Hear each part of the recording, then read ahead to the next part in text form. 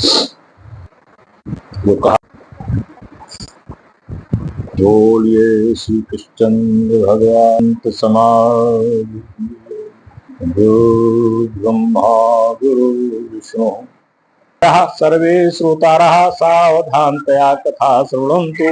बोले आनंद कंद भगवान की। हम सब भगवान की असीम अनुकंपा के पात्र हैं।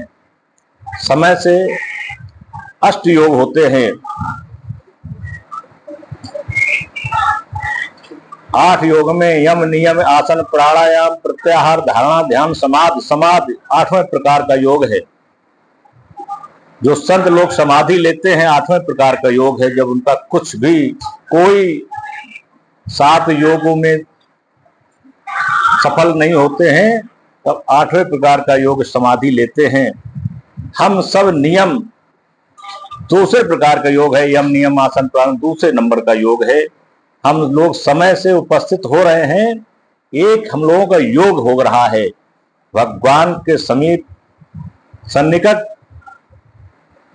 पहुंचने के लिए। संत का सबसे बड़ा योग है वो नियम।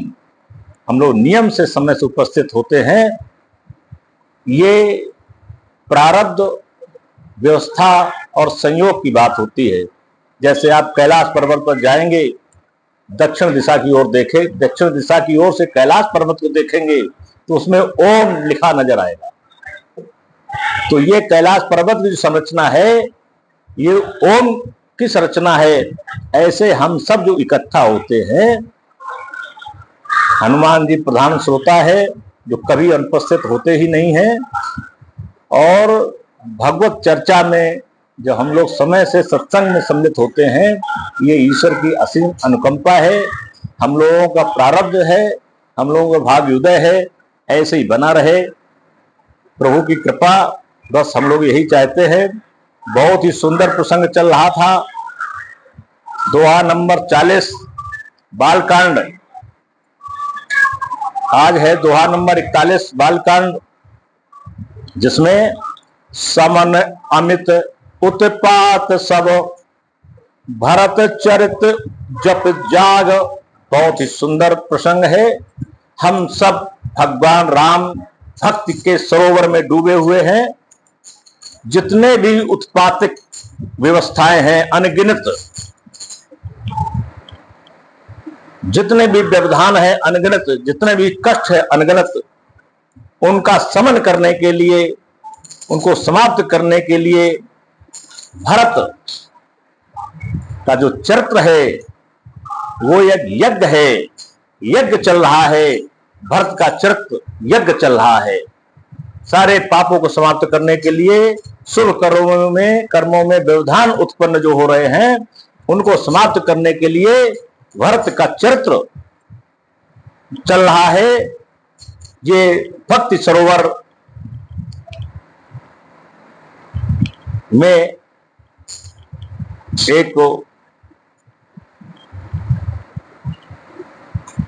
कलि अग खल अवगुण कथनत जलमल बग काग।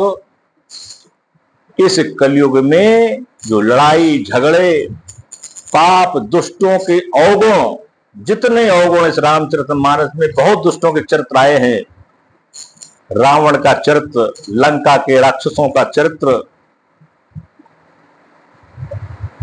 ताड़का का चरित्र, सुबाहु का चरित्र, जाने कितने दुष्टों के चरित्र आए हैं।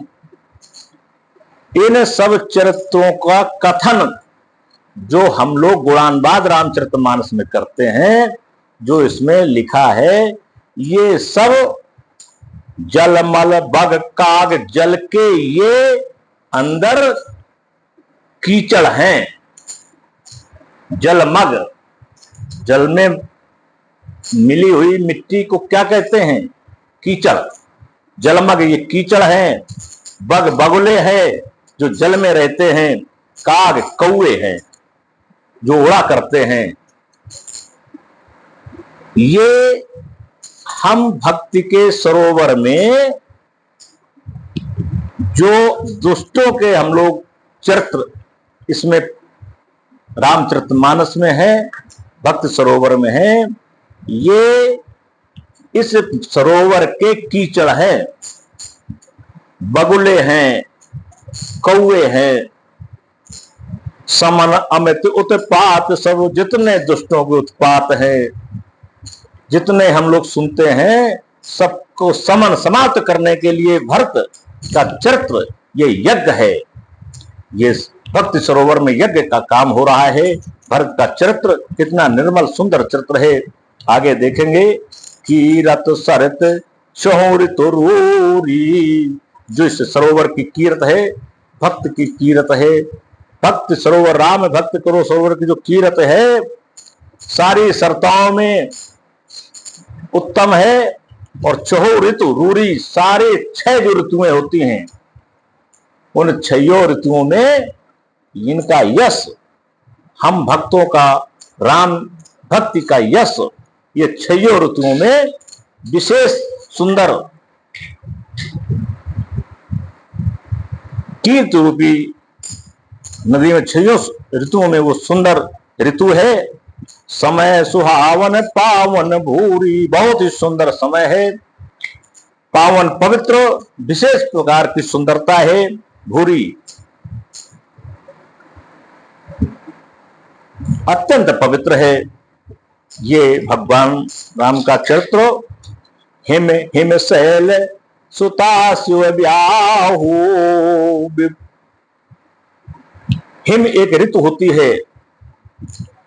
हिम शैल सुता, हिमालय की एक पुत्री है सुता यानी पार्वती।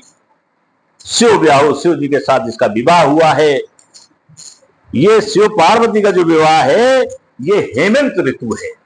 इस रामचरितमानस में शिव पार्वती का विवाह का जो चरित्र आता है, ये हेमंत ऋतु है, हेम ऋतु है।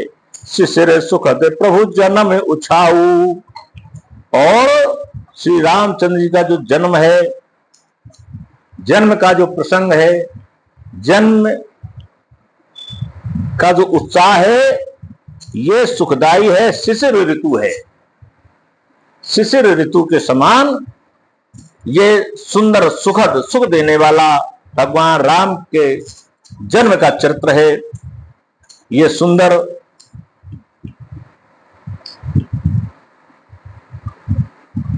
सुखदायी शिशिर ऋतु है भगवान राम का चरित्र। सुंदर राम भक्ति के सरोवर में और भी बताया गया है कि वर नव राम विवाह समाजो। इस भक्ति सरोवर में बहुत ही सुंदर और एक छटा बिखेर रहा है, जो राम का विवाह का वर्णन है। सोमुद मंगल मय ऋतुराज, बड़ा ही सुंदर है। ऋतुराज कहते हैं सारी ऋतुओं का जो राजा हो।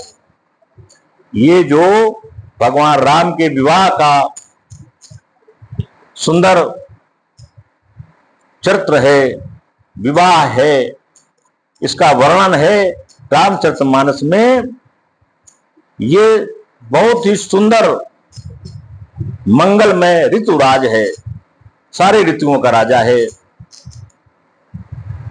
और देखे कितनी सुंदर बात है। ग्रीष्म दुसह राम बन गवनु, ये ग्रीष्म ऋतु है जो बड़ा ही कष्ट देती है, जो राम का वन गवन है। ये रामचरितमानस में, ये भक्ति सरोवर में ग्रीष्म ऋतु है। भगवान राम का वनगवन, दुसह दुष, जाने कितना कष्ट, ये सब सीता हरण आद आद, इतना युद्ध कलह झगड़ा झंझट, ये कष्ट ही कष्ट है। ये ग्रीष्म ऋतु है। ग्रीष्म दुसह राम वन गवनु, इस सुंदर सरोवर में, भक्त सरोवर में, रामचरितमानस में जो भगवान राम का वन गवन का है, ये ग्रीष्म ऋतु है। पंथ कथा खर आतप पवनु, और जो मार्ग है पंच कथा, जो 5 कथाएं इसमें रामचरितमानस में है, ये मार्ग है। अयोध्या से लेकर के लंका तक का मार्ग है, जो इसमें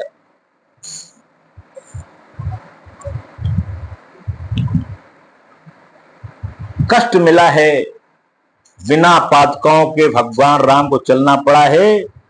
भरत जी पादुकाएं लेकर के चले आए हैं। आज जितने भी कष्ट हैं ये तेज धूप है, ये तेज धूप है, कड़ी धूप है और लू है। इसी लू और कड़ी धूप का प्रभाव था जो लक्ष्मण को शक्ति लगी थी। अनेक प्रकार से इस कड़ी धूप और लू में ये मार्ग में गमन हुआ है भगवान राम का। तो ये ग्रीष्म ऋतु है, कड़ी धूप और लू ये रास्ते हैं। ये है रामचरितमानस, बता ही चुका हूं। 7 इसके सीढ़ियां हैं, 4 इसके घाट हैं। उन चारों घाट के प्रभाव से हम राम भक्त सरोवर में डुबकी लगा लेते हैं। ये बहुत ही सुंदर वर्णन आया है।